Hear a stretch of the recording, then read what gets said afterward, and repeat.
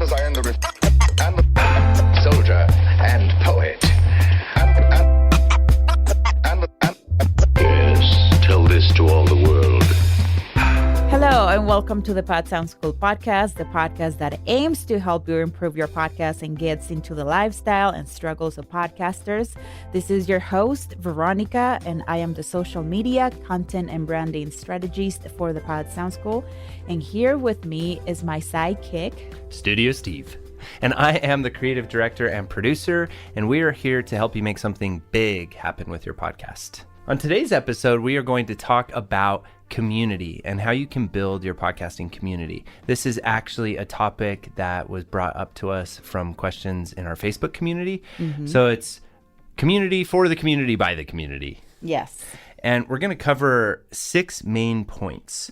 Yeah, but before we get into the things that you should keep in mind before you start building your community is the importance of having a community. Because we hear other people, oh, my community. Why is it so important to build our community, online community, even before launching our podcast? And that is something that we teach in our course, and it's something that we tell our clients, and we really encourage them to build their communities before launching their podcast, because that guarantees that they're going to have listeners when they launch their podcast. Yes. Not only that, it will put them ahead when they're ready to promote their services, to sell their products. So they're going to have a pool of people that are so engaged with their content, with their podcast, that they're going to be ready when they want to launch their services or products or their brand. And also, they are people that are there for you to do market research. You can ask them directly about options, or not options, but ideas for content, and validate your ideas for new content and episodes. Yeah. So there's a lot of benefits of having a community before launching your podcast. Before launching. I like that. Yeah, you just touched on what I was going to talk about too. But what if you already have a podcast and, you know, maybe you're now like the person in our Facebook group who asked us this, you already have a podcast, and so you're interested in building a community maybe because you're not really getting the results out of your podcast that you want. Is that what we're talking about in today's episode? We're going to be talking about both. Okay. Yeah, it doesn't matter if you are planning your podcast or if you already have a podcast. Okay. These points will help you to really build a community that is really engaging with your content, really engaging with your podcast, and it's an active community instead of having a dormant community. Point number one. Don't be afraid to be very specific about who your ideal listener is. Okay, cool. I like this a lot. And when you say don't be afraid, I think what you're probably getting at is that we all maybe get into things thinking that our podcast is for everyone. And so that's the mistake that a lot of marketers will tell you is you got to niche down. You got to really pinpoint who you think this singular person that's going to love your podcast, who they are, what their interests are, how you can serve them, what they need your help with, and things like that. And I can totally understand the hesitation, and I can totally understand if you're not a marketing person, like how this can be like weird concept to grasp, because you want to hit those big numbers. You want to have a lot of downloads. You want a lot of people listening to your podcast. So if you are reducing that pool of people who will listen to your podcast to your niche audience, then you start getting this anxiety. Okay, but who's going to listen? And it's the opposite, and it takes a lot of time and trial and error to get to that point. Because we want to get into podcasting. Some of us want to get into podcasting because of the fun of it, because we want to connect with other people, but we don't think about the marketing aspect of podcasting, which is no different from launching a service or a product. You're putting something out for people to consume. And there's got to be a marketing plan behind it. Yeah, there does. And I think that it's really easy to say the opposite. And I know when I was first starting, my very first podcast was a movie podcast with my brother. And that was really fun because, you know, we didn't have anything like our ideal listener. If you would have even said that word, I wouldn't know what you were talking about. And it's like, no, it's really just to get together with my brother and talk about movies. But we pod faded like many others do. And it's because we gave up on the podcast because after, I don't even know how many episodes it was, 30 episodes or something, we just weren't getting the work and the effort and the time and the preparation, and we were really trying to put out a good show, wasn't worth the 10 downloads we were getting. That's where you get to this point where it's like, I need a community and I need to build a community. So I think it's better and more preferred if you can just kind of have that in mind and hopefully find a way to get educated in that the best you can before you start your podcast. But it's never too late. Yeah, and an example I like to give people is, let's say that you come across a podcast about weight loss, and it's so all-encompassing that it doesn't speak to you. Yeah. Like, okay, weight loss, but weight loss encompasses so much. Mm-hmm. But if you start narrowing down that idea, okay, I want to serve women. Mm-hmm. I want to serve mothers who just had their babies and are struggling with baby weight. Mm-hmm. I want to help women who just had babies and are struggling to get rid of the baby weight, who have busy schedules, who are working mothers, Yes. who don't have a lot of time to exercise and plan meals and all that. Yeah. So this is the kind of podcast I want to do. And if I'm one of those mothers, which, by the way, there are millions, then I'm like, this podcast is for me. It's speaking to me specifically, directly. Speaking to me directly. Yes. So that's the value that you're providing. You're making something custom for a Yes. group of people, that those people in that group, it will be almost impossible to say no. Yeah. Is this for me? And then the other thing when you pinpoint that ideal listener down is you can find them a lot easier. You can find them by hashtags, by things that women who are postpartum groups, things like that you could find and so easily follow a very specific group of people that you can help and serve. And so, like, going back to that movie podcast thing, like, we were just reviewing big movies. Like, maybe there was a way we could have taken that big umbrella of movie reviews and pinpointed it down to maybe a specific genre of movies, maybe a specific age group, maybe men or women. Or dads. Or dads, right? Like, yeah. Trying to get away from their wives and kids to go to a movie night or something like that. Yeah, something that would have given us an idea of who our ideal listener is. Yeah. And you may be wondering, like, why are we talking about the ideal listener and podcast that this is about, like, building my community online?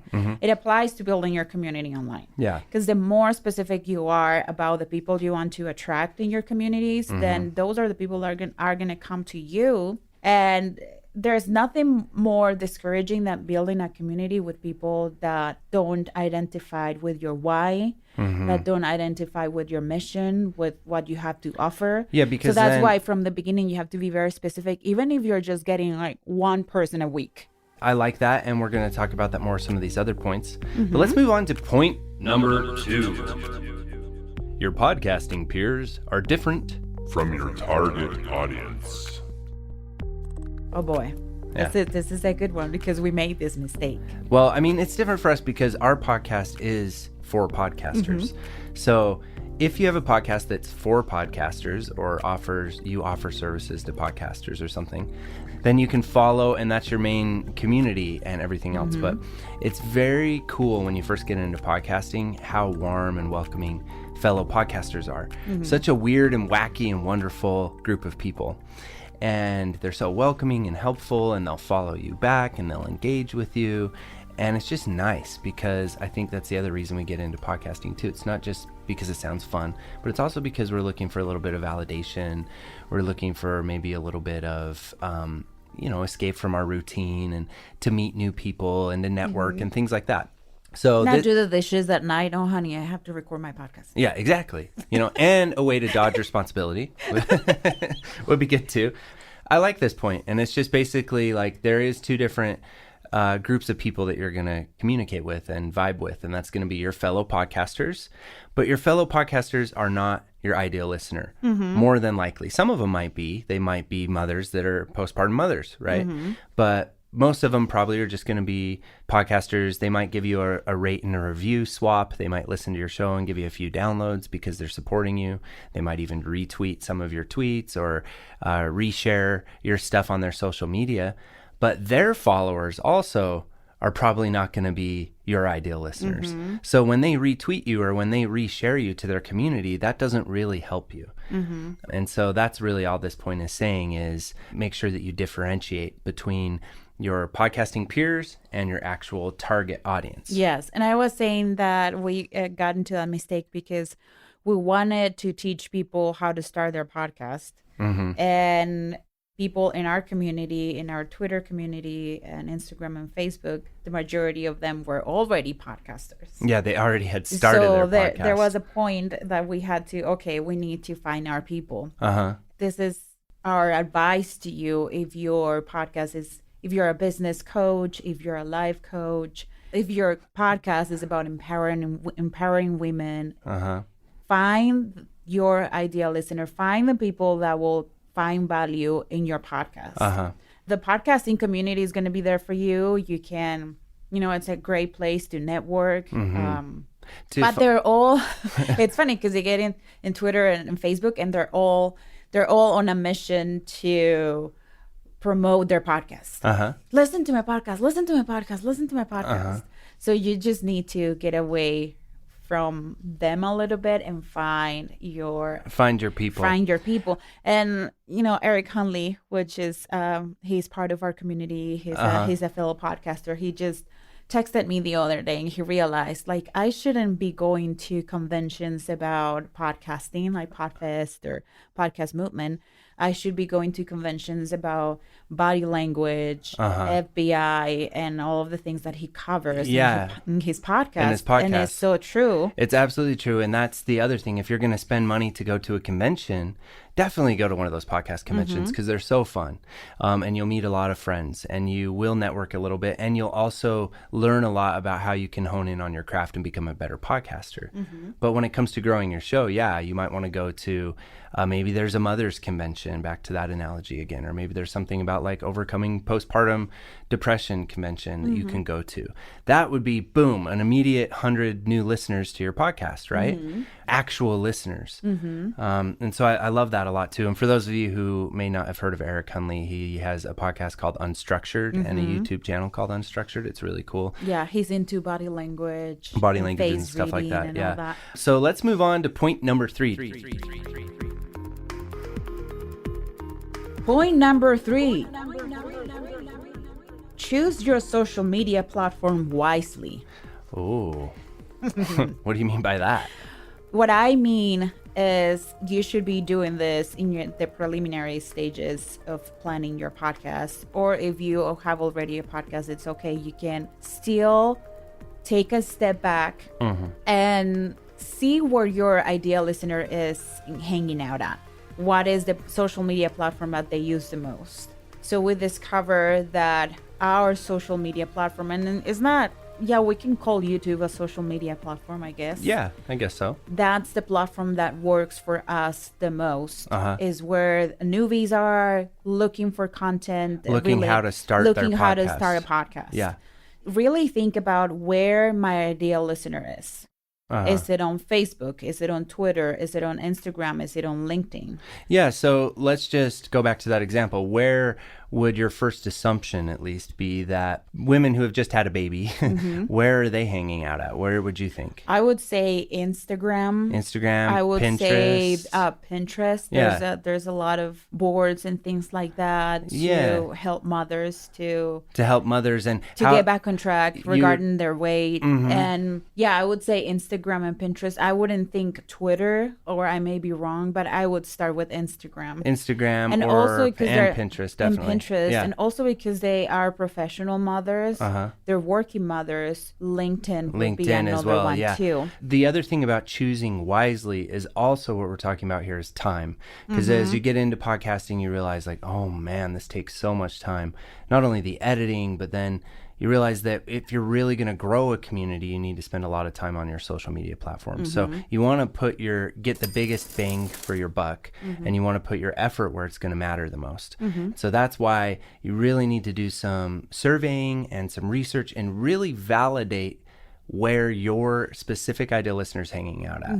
And if it's a one-man or one-woman show, which a lot of us are doing, or even just you and a co-host, then pick 1 or 2 platforms that you spend most of your time on. You don't need to have a Twitter just to have a Twitter. You don't need to have a YouTube channel just to have a YouTube channel. You see a lot of blog articles that are saying like, just have your podcast everywhere. But if you're going to have your podcast somewhere and never post on that platform and never really engage on that platform, it almost looks worse than to just not have a platform. So I like that. Choose your social media. And then platform another wisely. thing, when you're ready, something that has worked for us is creating a Facebook group. And even if people are not very active on Facebook, you can still send them to your Facebook group and create that sense of community. Yes. Like Steven said, it's very hard to engage with people right there in the podcast directories. When people are actually listening to your podcast, it's a different relationship. And the podcast players don't really have a way of direct response necessarily. They're working on it. But I know most podcasters also struggle with, you ask your listeners to do something. Yeah, like, is somebody there? Yeah. Is somebody listening? Yeah, and they are because you see the downloads, but they don't respond. They won't call in. They won't participate. They won't send you an email to tell you what the next episode should be about. But on social media, you're going to find a lot more engagement. That's why social media is there for you, so you can start engaging and interacting. Yeah, and this is a perfect segue into point Number 4. Be clear in your message and what your podcast and community offer. I like this a lot because it's all about finding your unique value proposition in marketing terms. I never thought I would be sitting in front of a mic saying things like that. I know, because you used to sing at the top of your lungs. I did, but you know what? Profanity. If it was between me and that 22-year-old me, I think I would win in the fight. Okay, I would kick his ass. All right. Big metrics and big numbers look good, but at the end of the day, if you can't get people to engage with you, you don't have a community. It's all about that engagement. It really is, because the engagement is going to help you further tailor your show to people. It's going to help you to get that validation you're seeking, and it's also going to help you to grow. And really, this does come down to thinking of your podcast as a business, even if for some reason you just hate money and you have negative money mindsets and you don't want to make money with your show, that's totally cool. If that's not what you're out to do. But you're out to do something. You do want to make something big with your podcast. Otherwise, you wouldn't be listening to us right now. You're really trying to get something to happen with your podcast. So taking it seriously and looking at some of these things and learning some of this marketing lingo can be good. And a unique value proposition means what sets you apart from everybody else doing it. First, it's cool to know if there's other people doing it. Are there a bunch of podcasts about postpartum women? And if there are, what makes you different? What makes you unique? And finding that, defining it, and putting it in a very small sentence. So we've been working so hard on that, and we're only now getting clear on that ourselves.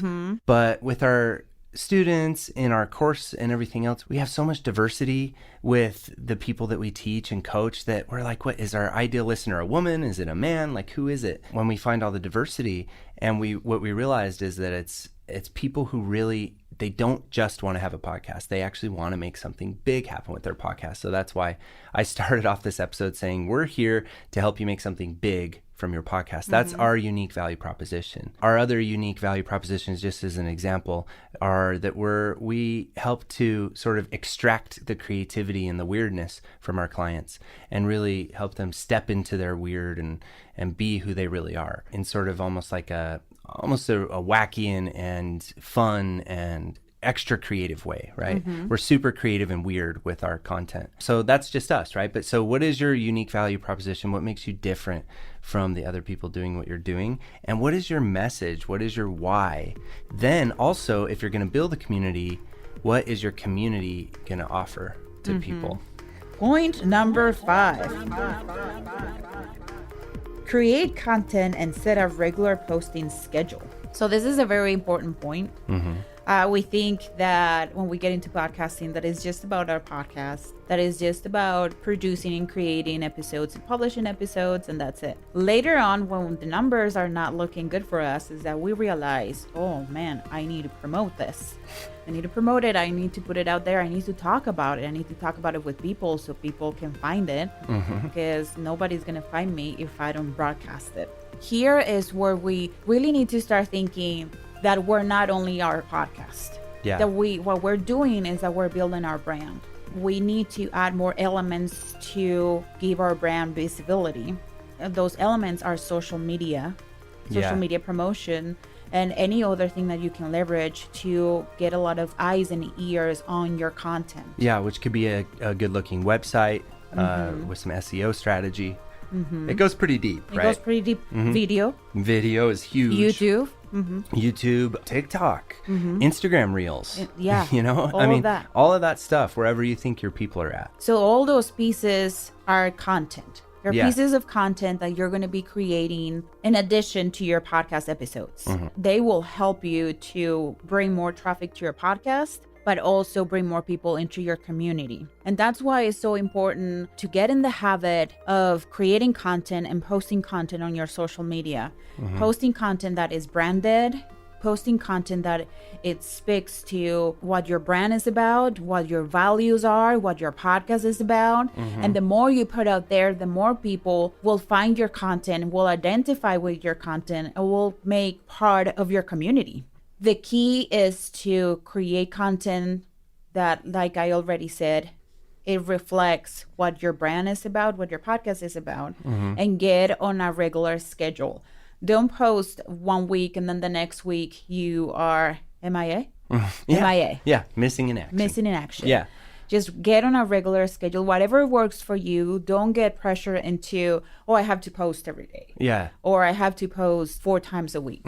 Whatever works for you, as long as you're consistent, it's gonna get you results. Yes. But just pick 1 or 2 social media platforms and start promoting and start posting content and creating content. You can create little videos. You can create shareable content, like info cards. Yeah, and look for ways to repurpose too. So while you're making your podcast, while you're recording your podcast, turn the phone around on yourself and say, hey, I'm just about to pop in and record my podcast episode. Today we're talking about building a podcast community. Anyway, but that's the idea, is looking for ways you can repurpose and work smarter, not harder. Think about workflow. Think about ways you could batch record. Take a look and do an inventory of the time you spend each week. You could even break it up in little 15-minute, half an hour little segments and look at that and say, where's my big bottleneck? What am I spending the most time on?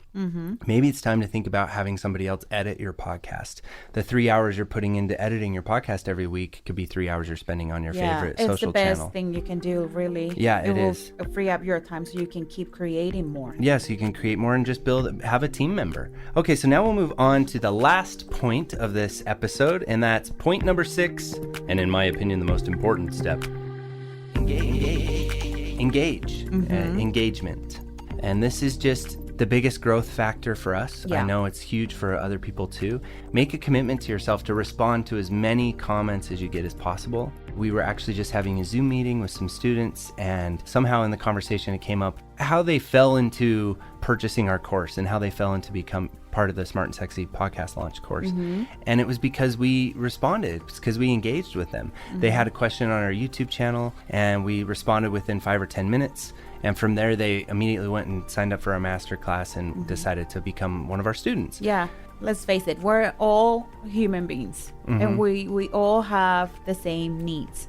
We want to be acknowledged, we want to be seen, and when somebody takes the time to stop in their day and respond to a question that you have, to reply to an email, to get on a Zoom call with you, or to show genuine interest, to show interest in your project and interest in what you're making, it makes you feel really good. Yeah. And it makes you have that person in the back of your mind. You create relationships that way. It's a better way to create relationships instead of the promotional, I have a new episode out, come listen to it.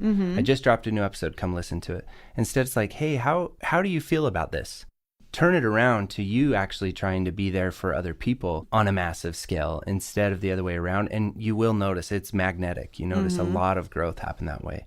So it's very important to engage and look for new creative ways that you can constantly be engaging and sparking conversations. Yeah. We try to reply to every single comment on our YouTube channel. We try to reply to questions and messages on our Facebook group. Yeah, and on our Instagram and Twitter. And that is a perfect segue into us finishing this episode, which is to say, don't be a stranger slide into our DMs. Veronica's on Instagram. I'm on Twitter, and you can find that at Pod Sound School. Also, you can email us. Email Veronica@podsoundschool.com. You notice how I didn't give my email? Or me, StudioSteve@podsoundschool.com. We really, honestly have this passion to see people grow their podcast and to make something big happen. And we'd like to help you if you have any issues or struggles. We'll point you to some good resources. We have a ton of free resources. And also, talking about the free resources. Yeah, we put a masterclass together. It's a free podcasting masterclass, the smart way to launch your podcast. You can find that by going to podcastingsmart.com. And that's perfect for beginners. But even if you've kind of just sort of been at podcasting for a while, maybe 10, 15 episodes, also a really cool masterclass. And you can grab your seat for that by going to podcastingsmart.com. And until next week, it's always fun popping in front of the microphone and creating podcast episodes. We are so happy to be here with you. And anything else before we go? No. Oh, man. Oh. It's hard. It's hard. You hang up first. No, you do. Okay. We used to be like that. I know. And I was like, I don't have time for you. Get away from me.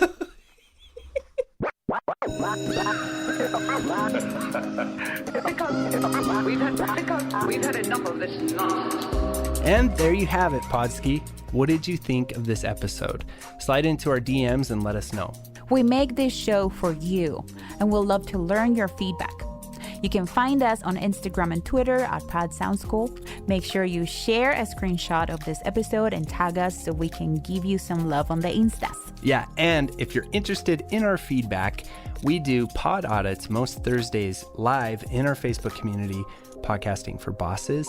These are 30-minute coaching sessions where we dissect your podcast, your social media, and your content. You'll find the sign-up sheet inside the group, podsoundschool.com/community. And until next time, Happy casting, amigos!